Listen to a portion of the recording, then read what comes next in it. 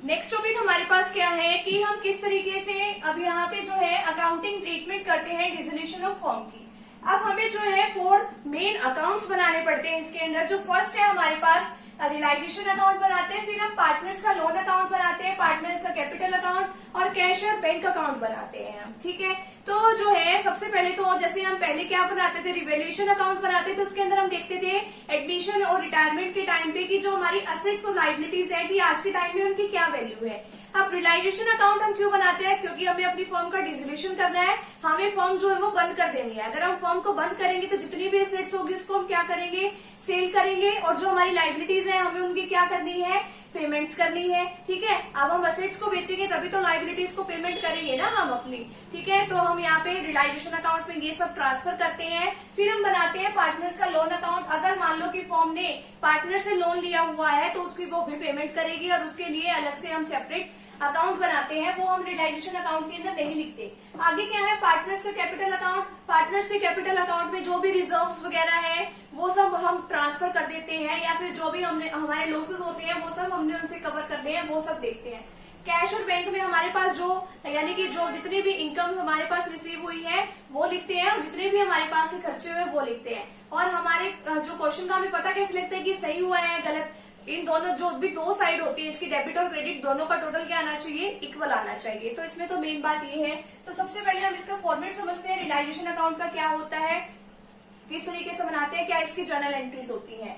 आप देखो कि सबसे पहले ये होती है हमारे पास डेबिट साइड और ये होती है हमारे पास क्रेडिट साइड। तो सबसे पहले हम क्या करते हैं, डेबिट साइड के अंदर जितनी भी हमारे पास असेट्स होती है, कैश को छोड़ के या फिर जो हमारे पास ये जो लॉसेस वगैरह होते हैं उन सभी को छोड़ के बाकी जितनी भी हमारे पास असेट्स होती हैं, एक्सक्लूडिंग कैश बैलेंस और फिक्टिशियस असेट्स को छोड़ के, ठीक है, सारी असेट्स, बाकी तो हम सारी की सारी असेट्स लेते हैं लेकिन लेते किसको नहीं है, ना तो कैश बैलेंस को लेते हैं हम, ना ही ऐसे बैलेंस को लेते कि जिसको जो है मनी में कन्वर्ट वगैरह जो है अभी नहीं किया जा रहा है। ठीक है, उनको भी नहीं लेते हैं। और जो डेबिट बैलेंस है P&L का, अब आपको पता होगा कि P&L का क्रेडिट बैलेंस क्या होता है, प्रॉफिट होता है, और P&L का डेबिट बैलेंस क्या होता है, लॉस होता है। तो हम इनको नहीं लेते हैं क्योंकि बैलेंस शीट में होती है वैसे तो ये, लेकिन हम इनको लेंगे नहीं। ठीक है, तो अगर जो भी हमने ट्रांसफर करनी है, पहले तो जितनी भी बैलेंस शीट में जो भी एसेट्स होती है ट्रांसफर करने के लिए कहाँ ट्रांसफर करेंगे, सारी एसेट्स को यहाँ पर ट्रांसफर करेंगे। ठीक है, अब देखो कि अगर हमें लाइबिलिटीज ट्रांसफर करनी है, असेट्स यहाँ ट्रांसफर करते हैं ना हम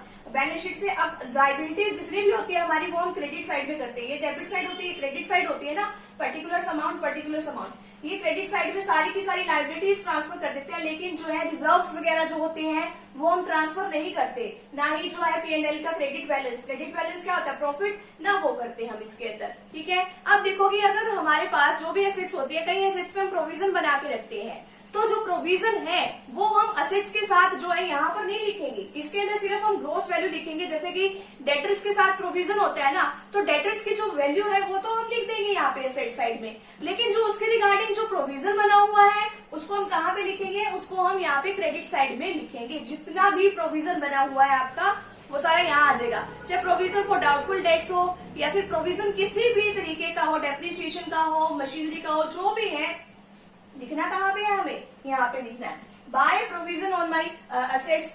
ठीक है, by provision on assets such as provision for doubtful debts, provision for depreciation, जितना भी प्रोविजन वगैरह है वो सब आपको यहाँ पर लिखना है। तो असेट्स ट्रांसफर करेंगे यहाँ पर, लाइबिलिटीज ट्रांसफर करेंगे यहाँ पर, प्रोविजन ट्रांसफर करेंगे वो भी क्रेडिट साइड में। ठीक है, आगे क्या होता है अब इसके अंदर, ठीक है, यहाँ तक तो आपको अच्छे तरीके से समझ में आ ही गया होगा। अब देखो असेट्स ट्रांसफर करी हमने यहाँ पे, अब जो है असेट्स का जो पैसा मिलेगा, और इसमें मेन बात और होती है, जो भी हम डेबिट साइड में जितनी भी एंट्री करते हैं उसके साथ टू का यूज करते हैं, क्रेडिट साइड में जितनी भी एंट्रीज करते हैं उसके साथ हम बाय का यूज करते हैं। यहाँ पे हम लिखेंगे बाय बैंक या कैश अकाउंट, जो भी है यहाँ पे हम लिख देते हैं, बैंक भी लिख सकते हो, कैश भी लिख सकते हो, वो आपकी विषय है, या फिर जो आपके क्वेश्चन में आपको बोला है, जो आपकी एसेट्स यहाँ पे ट्रांसफर करी थी वो आपने बेचने के लिए ट्रांसफर करी होगी। अब आपके पास पैसा आएगा, तो जो पैसा आएगा असेट्स को बेचने से जो भी पैसा आता है वो आप यहाँ पे क्रेडिट साइड में लिख दोगे। ठीक है, अब देखो कि जो बाय बैंक या कैश अकाउंट हमने यहाँ पे ये नहीं लिखना बाय सेल ऑन असेट्स, नहीं, वो आप नीचे नरेशन दोगे कि हाँ भाई ये बाय बैंक आपने यहाँ पे क्यों लिखा है, amount received on realisation of assets, आपने असेट्स को रियलाइज कराया है, आपने असेट्स को सेल किया है, तो उसके वजह से आपके पास यहाँ पे पैसा आया है। यहाँ पे बाय बैंक अकाउंट दोबारा फिर लिखा हुआ, आपके पास दोबारा पैसा आया है। कहाँ से आया? Amount received from unrecorded assets, ऐसी एसेट जिसको रिकॉर्ड नहीं किया गया है, लेकिन अब आपने जो है अनरिकॉर्डेड एसेट्स, लेकिन आपके पास एसेट्स तो थी, आपने उसको सेल किया तो वहां से आपके पास पैसा आ गया। अगर आपने एसेट्स को बेचा है तो बाय बैंक की एंट्री करोगे या बाय कैश की एंट्री करोगे। कई बार ऐसा होता है कि जो आपका पार्टनर होता है कोई भी, ठीक है, वो क्या करता है सेटलमेंट के बदले ये अपनी जो एसेट्स वगैरह है वो ट्रांसफर अपने उसमें करवा लेता है। अगर कोई पार्टनर एसेट्स लेता है, आपने बेची नहीं है, आपने किसी पार्टनर को दी है, तो वहां पे बाय बैंक नहीं लिखोगे, वहां पे आप लिखोगे by partners capital account. Reason क्या दोगे आप यहाँ पे? Assets taken over by partner, की जो पार्टनर है उसने एसेट्स ली है। अब आ जाओ यहाँ पर, यहाँ पे तो हमारे पास पैसा आया था क्रेडिट साइड में, अब जो लाइबिलिटीज है आपने उसकी भी तो पेमेंट करनी होगी, तो उसमें क्या करोगे? टू बैंक या cash account, amount paid for discharging liabilities, आपने लाइबिलिटीज के अमाउंट को पे किया है। टू बैंक या कैश अकाउंट दोबारा फिर लिखा हुआ है, ये अनरिकॉर्डेड लाइबिलिटीज है। जैसे वहां पे अनरिकॉर्डेड एसेट्स थी, वैसे यहाँ पे अनरिकॉर्डेड लाइबिलिटी है। नेक्स्ट से टू बैंक अकाउंट फिर किया गया है, इसकी नरेशन में क्या दिया गया है? Expenses on realisation. एक्सपेंसेस भी तो होते हैं रियलाइजेशन, एसेट्स को क्लोज करना, यहाँ से सब कुछ सेटलमेंट करना, किसी की फीस पेमेंट करना, तो उसके अंदर जो है आपके काफी सारे खर्चे होते हैं, तो वो भी आपकी पेमेंट करनी पड़ती है। जैसे किसी पार्टनर ने एसेट्स ली थी, वो आपने क्या किया था? Bye partners capital account.